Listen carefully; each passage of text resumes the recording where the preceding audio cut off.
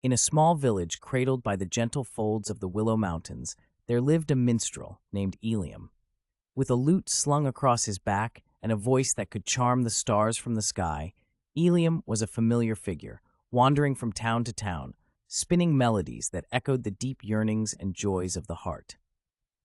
One crisp autumn evening, as the leaves painted the ground in shades of fire and sunset, Eliam stumbled upon a quiet tavern at the edge of an unfamiliar forest.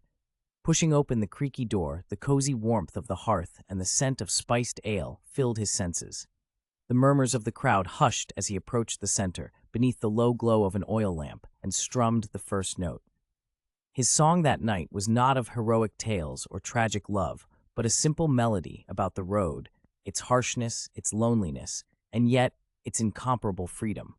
The patrons, from burly woodcutters to wearily travelers, found solace in his words, as if the strings of the lute plucked at their own hidden threads of adventures and dreams left behind. As the night deepened, an elderly woman approached him, her eyes carrying the weight of many winters, yet sparkling with an untold story. "Eliam," she said, knowing his name as if it was carried by the winds, "your journey is more than you perceive. This forest," she gestured to the darkness beyond the windows, "holds a melody that has been forgotten, a song that binds the essence of time and memory. Seek the heart of the woods, under the moon's watch, and you may find what even the winds whisper about." Intrigued and ever a seeker of stories, Eliam ventured into the whispering woods as the moon carved paths of silver between the shadows. Hours turned as he wandered through the maze of ancient trees and over streams that murmured secrets. Just as doubt began to cloud his purpose, he reached a clearing where the moonlight danced upon a solitary stone, ancient and inscribed with runes that pulsated a faint, ethereal glow. Eliam, with heart pounding with the thrill of discovery and fear, cautiously approached the stone and almost instinctively began to play. The music that poured forth was unlike any he had played before. It was both a lament and a celebration, a summoning and a farewell. As he played, the air shimmered, and the spirits of the forest, ethereal and luminous, gathered in a silent, reverent assembly. The song ended, but its last note seemed to linger, resonating in the very soul of the world.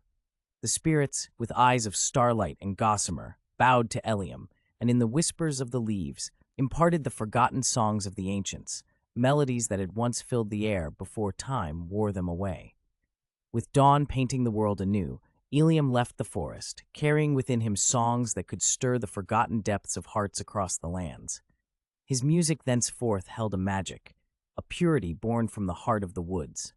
Many years later, Eliam, aged and smiling, would still travel, his legacy not bound by the span of his life, but by the eternal songs entrusted to him beneath the watchful eye of the moon in that enchanted forest. Taverns would always welcome him back, eager for the melodies only he could weave, stories of wind, of whispering trees, and of a minstrel who once walked into the heart of the night to bring back the music of the ancients.